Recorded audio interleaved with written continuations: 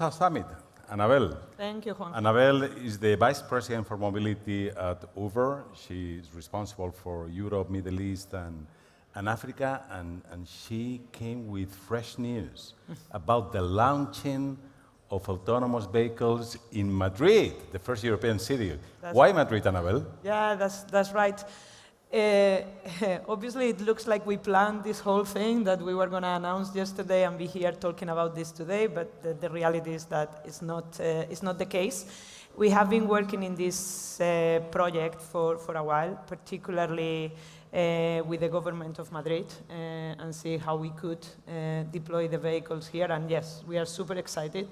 This year, probably by the end of the year, we will hopefully see the vehicles going around in the city, and people will have access to them, again, in 2026. And as you say, to be factual, Zagreb is already having some pilots going on. That was technically the first city, but in Madrid we expect a much bigger scale and the vehicles to scale faster and the service to scale faster.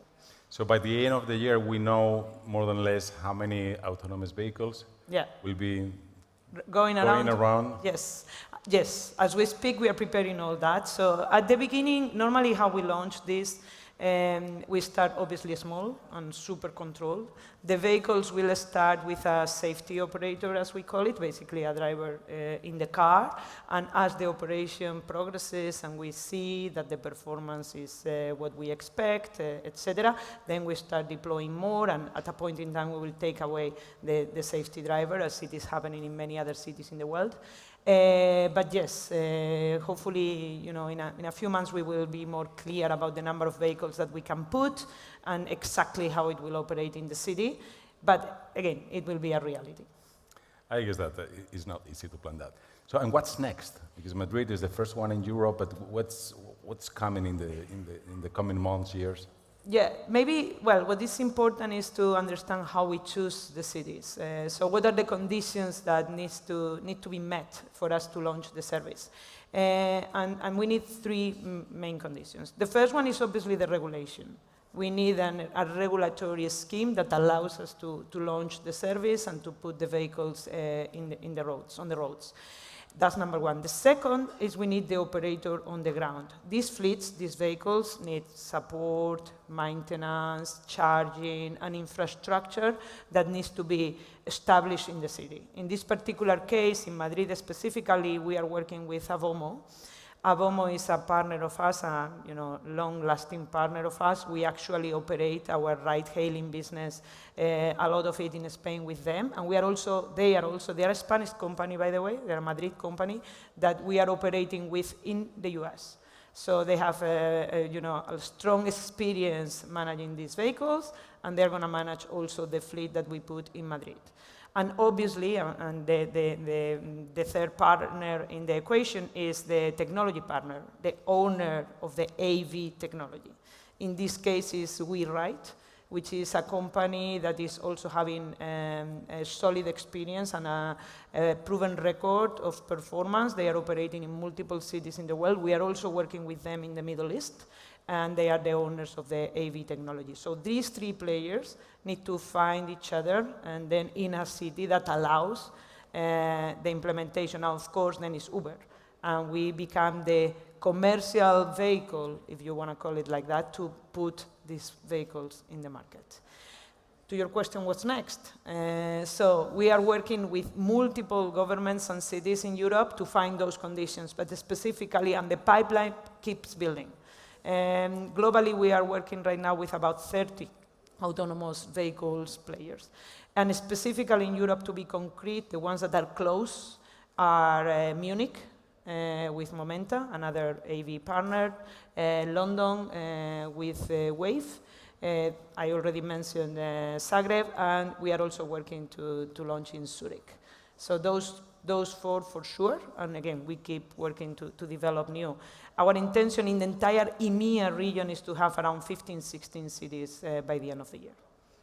It's a city-by-city deployment, so it's really like labor-intensive projects. In each project, it goes at a pace because again, it's a specific condition of a city, it's a specific regulation scheme, it's a specific setup with the operator on the ground, etc., etc. So it's a city by city. City by city. As we did Uber at the beginning, by the way. Yeah, city by city. And Uber is not the only player in this. This is a global race for a market, the autonomous vehicle market. So what's Uber's role in this? Yeah, this insect whole bottle, the whole thing, the whole deployment of autonomous vehicles all over the world, and what's your strategy to win this battle? Yeah, well, you're right. There are many companies in the world right now. There are some that are ahead, that are developing autonomous technology, or parts of the ecosystem that will make autonomous mobility possible. What's our role? We are going to be the mechanism to make this viable commercially. So we will bring these vehicles to the market at scale. The autonomous vehicle companies that are developing the technology, again, they don't have that muscle. They need a way of getting the vehicles to people and to the markets, and that is through our network, and that's our role. That is not the first time that we are doing something like this. We were the ones that brought ride-hailing to the world. Even more recently, electric vehicles, we put a strong bet on that, and actually many consumers, actually the statistics is that 25% of the consumers tried electric vehicles for the first time in Uber, and we believe the same is going to happen with autonomous vehicles. The people are going to try autonomous vehicles and have access to autonomous vehicles through Uber, because otherwise, again, these companies that are developing the technology don't have a way of putting them in the market. So we are the network and the platform to provide that service to people and to consumers. Let me ask you the difficult question, and the question everybody in the room is thinking about, which is what happens with humans. I mean, today, Uber-driven, humans, is this a threat to the employment of these people? No, it's the right question, actually, and definitely it's part of the transition that needs to be managed. Same as the technology is being managed, same as the security, and we can also, all the safety needs to be also managed, etc., is the impact in the labor force. But the reality is that we do see that humans are actually crucial, and for the foreseeable future are going to be part of the network. We don't believe we are going to see, first of all, a sudden transition. This is a very phased approach. As I said, it's city by city, it's phased, it's super controlled, number one. But also, there will be multiple situations that in the autonomous mobility for now will not be able of coping with. Difficult weather conditions, special use cases, or even geographies that today we are not reaching. The reality is that even today, we cannot reach all the consumer needs of mobility and shared mobility that are out there for multiple reasons, including capacity. So the creation of this hybrid network will allow that autonomous vehicles will provide let me call it the base load, manage the base demand, and the human drivers in combination will allow to go with the flexibility that is needed. There is a lot of peaks and valleys in the demand of a city. There is a lot of seasonality in the demand of a city. Every city is different, by the way. If I land in Spain, Malaga does not behave as Madrid for obvious reasons, etc., etc. That flexibility and that ability of coping with the demand and serving consumers properly at any given time will be provided by that hybrid network. So again, for the foreseeable future, we see drivers still being an important part of the mobility ecosystem and definitely a part of our platform. We don't see any other way around. That said, yes, it's true. There will be certain reconsiderations on how the work is distributed and how it will impact simply the practicalities and pragmatic aspects on how the drivers are performing their task in the platform. And we are extremely committed to do that, properly and in a again phased and gradual way. And what about safety? Because you have been deploying autonomous vehicles in other geographies for some time. Madridians and Europeans are going to experience this in the coming months. Yeah. Can we feel safe about it? Or? Well, it will be very interesting to come and ask some people, hopefully next year or something, about the experience they had and when they tried the vehicle. Probably some people here in the audience have already tried. Frankly, it's really amazing in general how natural you feel in the vehicle. The first time you take a ride, you think it's going to be super strange and very uncomfortable. The reality is that very fast you get used to that, because obviously the driving is very smooth, it's super controlled, it's perfect, right? I mean, the vehicle brakes when it needs to, the speed is perfect, there is no sudden movements, etc., etc. So from that experience point of view, we only see positive feedback, or the majority is very positive feedback, but you're right. Any incident that happens, whether it is safety related, of course safety related, but also specific use cases where the technology could not cope, is extremely scrutinized.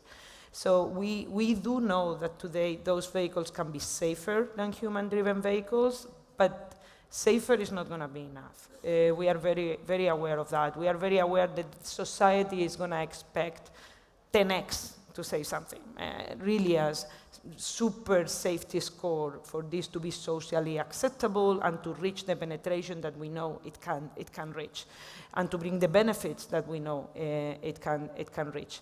And for that reason, every time we launch any of the cities I mentioned, the safety protocol and the safety conditions are extremely detailed. The role of the regulator, the role of the technology provider, the role of the fleet on the ground is really articulated, it's very clear. Every incident that happens is scrutinized and is transparently managed, so that the actors that are responsible for deploying this technology safely can improve and continuously improve the performance and the safety record. So it's a super important aspect. And again, we do know today that the statistics are better, but we also know that it's not going to be enough with better. Okay. How do you envision urban mobility in 5-10 years' time?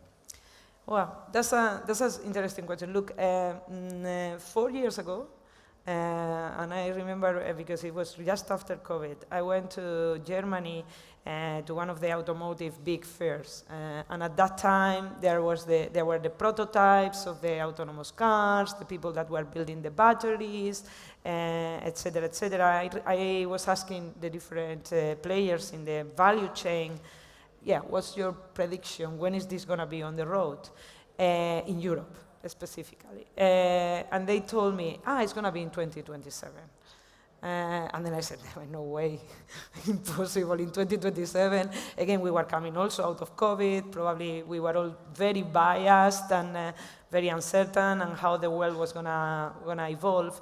And here we are. It's 2026, and we are talking about it. So I'm saying anecdotally, this personal experience is we probably always underestimate the speed of the technology transition and the speed of the impact that technology is having, particularly digital technologies, in our life today.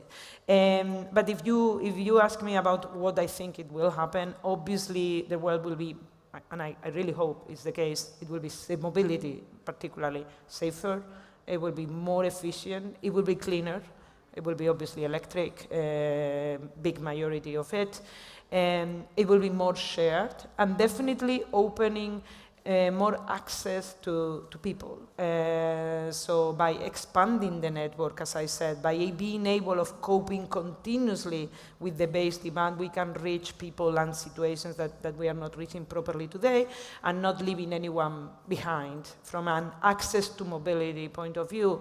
And access to mobility brings, obviously, access to opportunities, right? So it's and again, particularly we are talking Europe, and that's the place to talk about today. But in many places, this is, as we know in the world, it's a real limitation, and safety. Again, coming to the safety point, it's a real problem in many complicated geographies in the world. And I think, just to finish, and I don't think it will stop with autonomous vehicles being incorporated to urban mobility. I do think we will see the the takeoff landing, vertical takeoff landing small aircrafts being part of the ecosystem. It's going to come in the Middle East first, probably, as many of these very cool technologies are coming today. But I think we will see that part of our urban technology as well, and again, enabling many more opportunities for us, and this opportunity of traveling easily in a country from A to B, door to door, fast, efficiently, and safely will be a reality. So and again, probably you asked me this 5 years ago, I would say I will not see it, or I will be very old when I see that. I think we are going to see that. And hopefully we will be here to share. It is happening. So many of these folks came to the South Summit with Uber. So will they come next year with an autonomous vehicle? I am sure that if some of them want to do it, they can do it next year. So okay. Yeah, please do so if you are coming again. Please, a big hand for Annabelle. Thank you very much.